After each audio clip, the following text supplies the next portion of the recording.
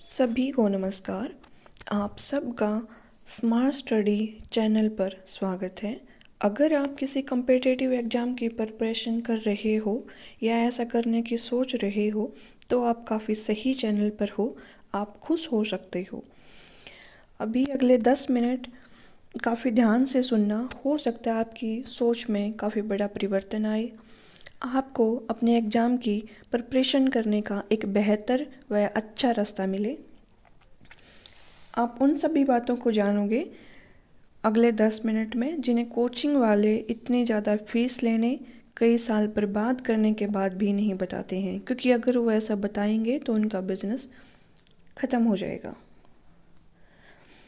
इन सभी बातों को कई वर्षों का संघर्ष व अनुभव का निचोड़ समझकर सभी बातों को बहुत ध्यान से सुनना, गौर करना इन बातों पर। अभी मैं सिर्फ 6 पॉइंट्स बताऊंगी जिनको फॉलो करके आप किसी भी एग्ज़ाम को ईजिली बिना किसी कोचिंग के क्रैक कर सकते हो। फर्स्ट पॉइंट है सिलेबस। जिस भी एग्ज़ाम की हमें प्रिपरेशन करनी है, सबसे पहले उसका सिलेबस निकलवाओ, उसको देखो, समझो, जानो।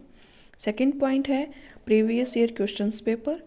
प्रीवियस ईयर क्वेश्चन पेपर को इस नज़रिए से देखो कि इसमें फैक्चुअल या कंसेप्चुअल किस तरह की नॉलेज की डिमांड की जा रही है। थर्ड स्टेप होता है स्मार्ट स्टडी। इसके बारे में मैं आगे थोड़ा सा डिटेल से बताऊंगी। फोर्थ पॉइंट होता है अपना कंटेंट है उसको शॉर्ट एंड स्वीट रखो। फिफ्थ है multiple times revision. And sixth है मॉक टेस्ट लगाओ। मॉक टेस्ट में ये बताते हैं कि तुम्हारा स्कोर कितना आ रहा है, ये तो बताते ही हैं, साथ में तुम्हें ये भी जानने को मिलता है कि इस लिमिटेड टाइम में हम कितना रिकॉल कर पा रहे हैं अपनी इन्फॉर्मेशन को। अब स्मार्ट स्टडी को मैं थोड़ा सा और विस्तार से बता देती हूँ। इसमें सबसे पहले उन सब्जेक्ट्स को रखो सीक्वेंस में, इम्पोर्टेंस प्रायोरिटी के आधार पर, जिनसे बार बार क्वेश्चन पूछे जाते हैं। फॉर एग्जांपल हिस्ट्री है। हिस्ट्री को पहले मोटे तौर पर 4 भागों में बांट लो, जैसे ancient history, medieval history, modern India की हिस्ट्री, आर्ट एंड कल्चर। फिर जैसे एंसेंट हिस्ट्री या प्राचीन इतिहास है, इसको टॉपिक्स में डिवाइड कर लो। जो जो टॉपिक ज़्यादा इम्पोर्टेंट है उनको पहले रखो, उन टॉपिक को फिर सब टॉपिक में डिवाइड करो और फिर इम्पोर्टेंट पॉइंट्स के अंदर लेके आओ उसको। सबसे पहले एक इंडेक्स होना चाहिए कि ये सब्जेक्ट है और इसके अंदर इतने टॉपिक पढ़ने हैं, इन टॉपिक्स में से ये टॉपिक ज़्यादा इम्पोर्टेंट है, इसीलिए ये ज़्यादा इम्पोर्टेंट टॉपिक मुझे पहले करने हैं। इन टॉपिक्स को फिर सब टॉपिक्स में लेके आना है और फिर इनके इम्पोर्टेंट पॉइंट्स बनाने हैं। इसी तरह हम ज्योग्राफी को भी मोटे तौर पर 2 भागों में बांट सकते हैं, विश्व का भूगोल और भारत का भूगोल। सेम चीज़ यहाँ पे लागू होगी कि पहले उसको इम्पोर्टेंट टॉपिक को देखो कि कौन से टॉपिक, एक इंडेक्स बनाओ सबसे पहले तो कि ज्योग्राफी में इतने टॉपिक हैं। फिर ये देखो कि इनमें से इतने टॉपिक बहुत ज़्यादा ज़रूरी हैं। जो चीज़ बहुत ज़्यादा ज़रूरी है उसको पहले कंप्लीट करो, उसको मल्टीपल टाइम रिवाइज करो, उसको उस टॉपिक को सब टॉपिक और इम्पोर्टेंट पॉइंट्स में ले आओ ताकि उसको रिवाइज करना आसान रहे। अभी मैं पॉलिटी का एग्जाम्पल देकर आपको ये बताऊंगी कि कैसे किसी सब्जेक्ट को प्रिपेयर करते हैं। 4-5 स्टेप्स होते हैं किसी भी सब्जेक्ट को बहुत अच्छा करने के लिए। अभी मैं पॉलिटी का एग्जाम्पल देकर आपको ये बताऊंगी कि कैसे किसी सब्जेक्ट को प्रिपेयर करते हैं। 4-5 स्टेप्स होते हैं किसी भी सब्जेक्ट को बहुत अच्छा करने के लिए। अब जैसे पॉलिटी है, कोई भी सब्जेक्ट पढ़ने से पहले उसका इंडेक्स देखो। ये देखो मुझे इसमें क्या पढ़ना है, कैसे पढ़ना है और कितना पढ़ना है। ऐसा नहीं कि एक सब्जेक्ट के लिए तुम 3-3 4-4 बुक्स लेके बैठे हो।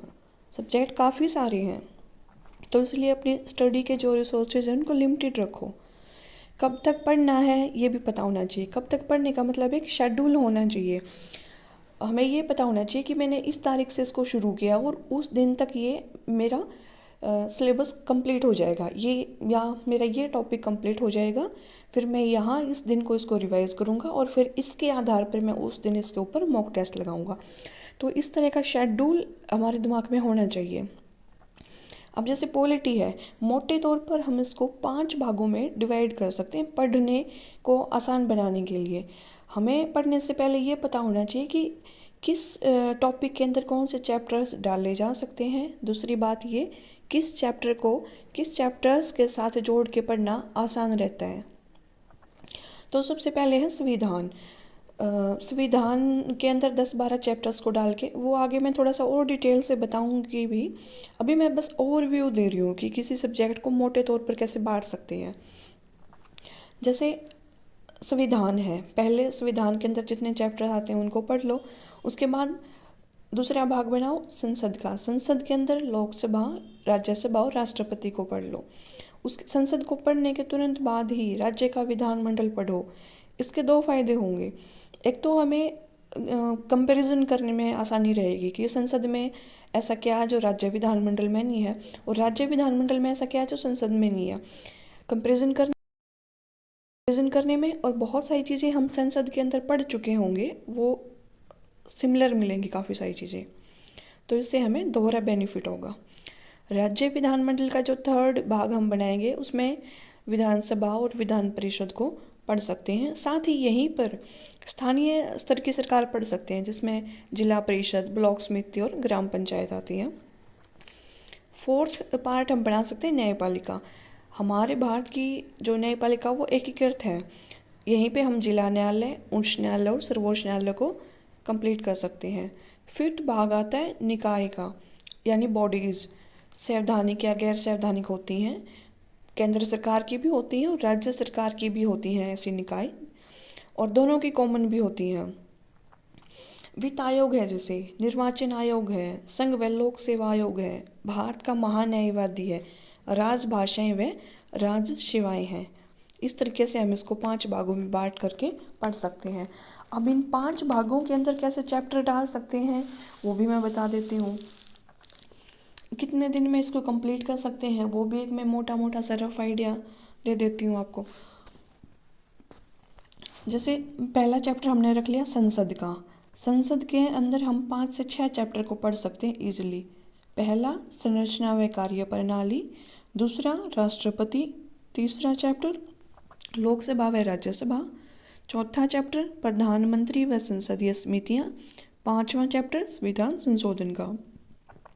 संसद का एक भाग है, इसके अंदर 5 से 6 चैप्टर्स को डाल के इसको 2 या 3 दिन में कंप्लीट किया जा सकता है। सेकंड पार्ट जो है वो राज्य विधानमंडल का बनाया जा सकता है। उसमें राज्यपाल, मुख्यमंत्री को हम पढ़ सकते हैं। साथ ही यहीं पे स्थानीय शासन को भी कवर किया जा सकता है, जैसे ग्राम पंचायत, ब्लॉक समिति और जिला परिषद को। थर्ड भाग हम न्यायपालिका का बना सकते हैं। इसमें जिला न्यायालय, उच्च न्यायालय और सर्वोच्च न्यायालय, इनके कार्य, इनकी शक्तियाँ पढ़ना होता है।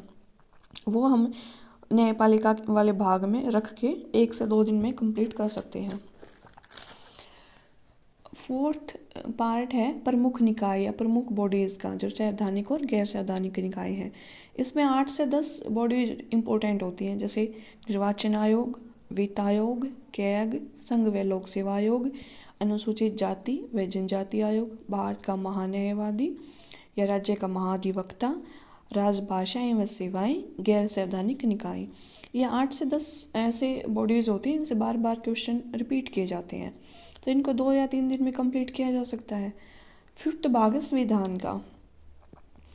संविधान के अंदर 12 से 13 चैप्टर रख सकते हैं, जैसे संवैधानिक विकास, संविधान के विदेशी स्रोत, प्रमुख अनुच्छेद, अनुसूची और भाग, संघ व उसका राज्य क्षेत्र, नागरिकता, मूल अधिकार, राज्य के नीति निर्देशक तत्व, मूल कर्तव्य, संसदीय व्यवस्था, केंद्र राज्य संबंध, आपातकालीन उपबंध, संविधान संशोधन। इस तरह 12 से 13 चैप्टर संविधान वाला जो भाग है, 5वां भाग, उसमें डाल के पढ़े जा सकते हैं। इनको 3 या 4 दिन में कंप्लीट किया जा सकता है, 15 दिन में कंप्लीट किया जा सकता है, बहुत स्मार्ट तरीके से।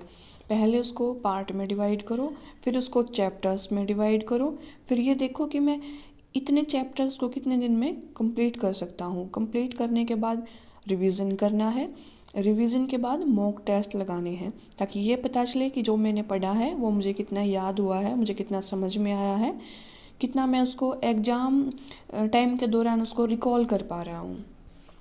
वैसे मैं कल से हर रोज़ 2 या 3 टॉपिक्स के ऊपर इन्फॉर्मेशन डालना या क्लास लेना शुरू करूँगी, वीडियो डालना शुरू करूँगी, वहाँ से भी आप अपनी पॉलिटी कंप्लीट कर सकते हैं। अगर आपको ये सारी इन्फॉर्मेशन अच्छी लगी हो तो प्लीज़ लाइक, कमेंट और शेयर करें, सब्सक्राइब करें। Thank you so much.